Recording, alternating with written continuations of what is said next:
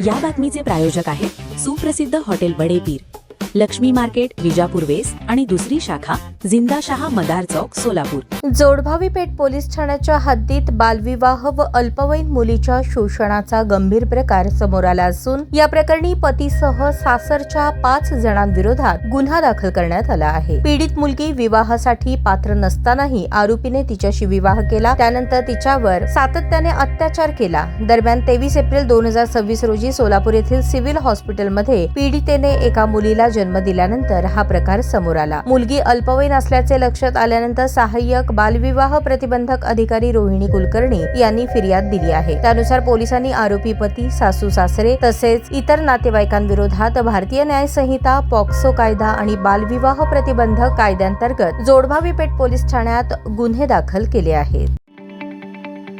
ताज्या बातम्या पाहण्यासाठी प्राईम महाराष्ट्र न्यूज चॅनलला सबस्क्राईब करा।